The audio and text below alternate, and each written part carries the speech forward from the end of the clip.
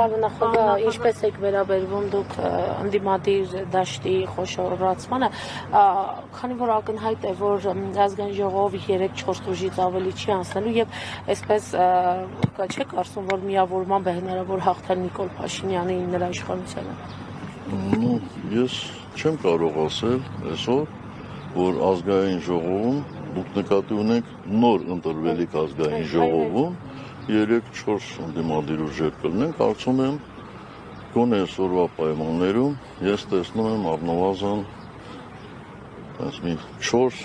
ընդդիմադիր հայացքներ ունեցող ուժեր, որոնք հնարավորություն ունեն լինել ազգային ժողովում։ Որոնք են այդ ուժերը։ Եկեք Պարոն Քոչարյանը շեշտել է, պարոն Սարգսյան, ցանկալի է, որ դուք էլ շեշտեք։ Դուք ոնց որ առաջի անգամ եք գալիս այստեղ հարցազրույց, ես խնդրել եմ, որ պարոն Քոչարյանը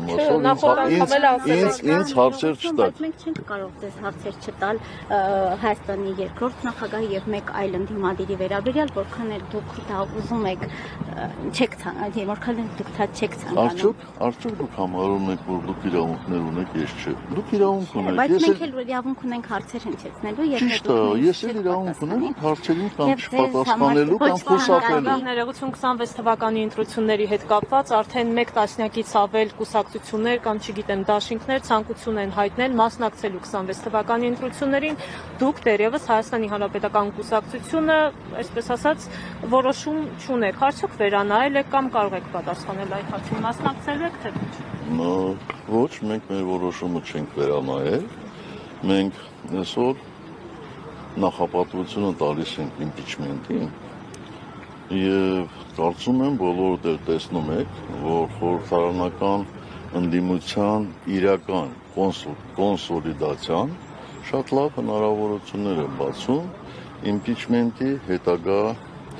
իրականացման գործում։ Ես ընդհանրապես շատ զարմացած եմ այն մարդկանց վրա, հատկապես այն քաղաքական ուժերի, ովքեր փորձում են իմպիչմենտը հակադրել ընտրություններին։ Բայց ինչպես կարելի է հակադրել։ Դրանք երկուսն էլ սահմանադրական, չասեմ միջոցառումներ, ամենայն դեպս սահմանադրական դրույթներ են։ Այսպես թե այնպես ընտրությունները կայանալու են։ Եվ սահմանադրությունը հստակ ընդգծում է, որ իմպիչմենտը ճգնաժամային